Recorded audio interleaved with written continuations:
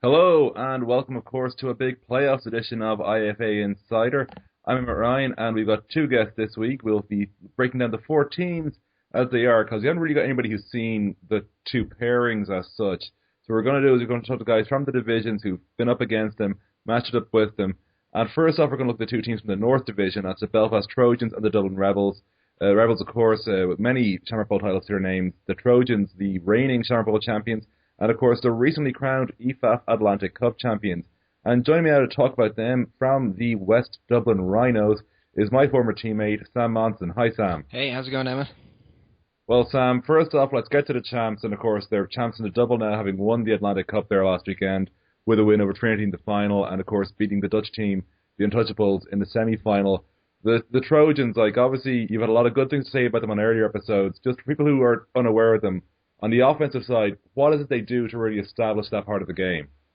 I think they're well balanced, more than possibly any other team in the league. They can run the ball well, they can pass the ball well, and they're one of the few teams out there that will consistently pass the ball and will go after teams that way rather than just run the ball all day. I mean, we've struggled this year against the run, and they probably could have run the ball against us pretty much all day, but they didn't. They passed as well, and they definitely tried to stay as balanced as they can. And so it's with that balance, because obviously there's different ways of passing the game. Were they trying to balance the pass attack itself, or was it, sort of keeping it short, or were they looking at getting long balls out there? They tend to throw short, but they definitely have a long ball in them. I mean, I wasn't playing the first time we played them, and they were throwing deep balls towards where I would have been. So they've definitely got a deep ball in them. I suppose the defensive side, really, the Trojans, what do you see as being sort of, their strengths there? Is it their sheer size, or what else have they got going for them? Yeah, I mean, the thing about the Trojans is it's two things. One, they've got a lot of size. They've got a huge squad, more or less, across the board. But they've also got numbers, and they've got numbers like no other team in the IAFL has. They can field a team of 45 guys traveling, which it's just ridiculous. At this level, nobody else can match that. And I think now that they're champions and now they're on this roll, it's only becoming a bigger asset because, people want to go to the team that's winning, to the team that's successful, and their squad size is only swelling, and it enables them to practice in ways that other teams can't. They can demand people turn up on time and people put in the full schedule, otherwise they'll sit them on the bench and they won't play, and they've got the squad to do that. So I think it's just they have a sheer intimidating squad size that no one else can match. And I suppose that squad size as well, one big asset at this time of year is they aren't probably as affected by injuries as pretty much every team in the league would be. Yeah, exactly. I mean, if they lose somebody, they've got two or three bodies waiting to step up and to fill that spot. And I can only imagine that now in the playoffs, that's only becoming a bigger issue. Any team tends to get a little bit of a swell in numbers as the playoffs roll around and people come back or people make the effort to make those games. And, the Trojans already had a huge squad before they had any kind of input there. And I suppose then moving on to the other team in the North, the Rebels, obviously they've got this sort of more established history, but what do you see with them, I suppose? What do they bring to the game? Because obviously you guys got a win over them this year as well as losing as well to them. What is it you see with them in terms of the offensive side, I suppose, first off? They're basically a big power running unit. I mean, they've got Simon Mackey, who's a ridiculous load as a running back, and they can spell him with another pretty big running back. So they're a really strong, powerful running unit, and they can be stopped, but you've got to make an effort to come down and to stop them at the line of scrimmage, because once he's moving, once he's got a head of steam and he's into the secondary, it's incredibly difficult to stop him. And do they have a passing game that can exploit teams if you load up the box? I think now that their passing game is iffy. I think in the past it was definitely something you had to be concerned about. Now I think it's far more. It's not a weakness, but it's definitely not a real strength. And I think if a team is paying attention, you can have success against their passing attack. I think we were able to scare them out of passing pretty early against us. Certainly in the first game, they threw 3 or 4 seam passes that we were pretty close to picking off. And then between that and being able to run the ball quite well on us, they went away from it completely and barely put the ball in the air for the rest of the game. And even in the second game, they didn't want to put the ball in the air until they had to later on in the game. And that game came down to one last pass at the end, which we stopped them short of the goal line. So they can, Dennehy is an incredibly experienced quarterback, but I don't think that passing attack would scare any team left in the playoffs. I suppose defensively, like, where do you see sort of, their advantages? Like, is it their run stopping, or are they pretty good in terms of the secondary as well? I think they're a pretty balanced team. Their safety has a lot of range. He's a quick guy. I was quite impressed with him. I'm not massively impressed with the rest of their kind of defense individually, but I think as a unit they work quite well. I think they're generally pretty tough all across the board. They're a lot like the Rebels of old, except they just don't have the numbers they once had. I think they've got a slightly smaller squad this time, and it's now that the team with those huge squads are the Trojans. And of course, like, because we can't really ask them to make a pick in this game, so instead of that, for both games, starting off with the Vikings, you're head coach of the Vikings. What's your plan to beat Belfast? I've said pretty much all the way through this season, I just don't see them losing. I really don't. I think they're too good. They're too big. They're too big in numbers. They have the advantage across the board. I mean, they are beatable, but it's not going to be any game plan that takes them down. It's basically going to be a game of perfect football and no mistakes. You can't afford to screw up against them because they're going to make you pay, and you're not going to have the advantage anywhere else to be able to overcome that. So I don't think a game plan is going to get it done. I think you're just going to have to execute as well as you can and hope it's enough.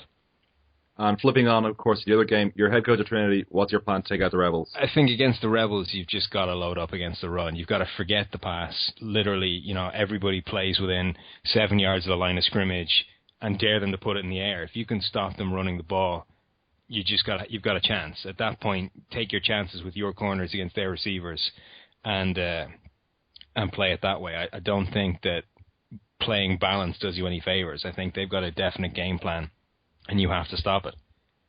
Well, Sam, we hope to talk to you again before the Shamrock Bowl itself, but for now, thanks for joining us. Anytime. Thanks, Emmet.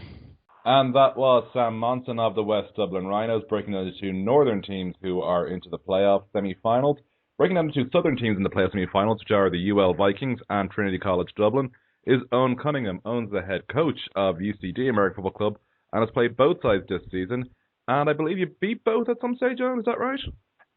We did not beat the UL Vikings, but the two games that we did play against, or the three games, I should say, they were both very competitive games. Okay, so well, that's still pretty good. So you got a good read on both teams because you felt sort of close to victory in the UL, and of course you felt both sides of the coin with Trinity. Yeah. And I'll start off with your colours rivals, Trinity. First off, I suppose on offense, what is it they do that challenges you when you're coordinating the D? Well, firstly, they've got a lot of great talented players. Their quarterback is a very good, very clever player, and a lot of speed. One thing that doesn't really get talked about a lot when people mention Trinity, a lot of attention gets put on Rob McDowell, but his O-line is absolutely fantastic this year. They've got a great unit down there, and their receivers are playing pretty well this year. And so no one knows really what the status for Mr. McDowell is at the moment, but with or without him, they're still a good, fast-paced offense. And so, is it really heavy on the run, or does the threat of McDowell and obviously being a running QB allow them to bring a passing game into it? Absolutely, at a passing game, it's always a threat. Like they're receivers, they can get you deep and they can catch the short pass. The run game is the strength. They can go inside, they can go outside, and it's very difficult to predict what they're going to do and when they're going to do it. So you've got to always be on your toes when you're dealing with Trinity, because it only takes one play and they can go 80 yards on you, and you've always got to be aware that you never know when they're going to strike. So heavy on the big plays is one thing, I suppose, to bear in mind of Trinity's offense. And looking at the defensive side, what sort of looks do they bring, I suppose, when you're going up against them? We saw a lot of a nickel formation, a 4-2-5. They very fast, very quick, and they stayed a lot in the 4-2-5.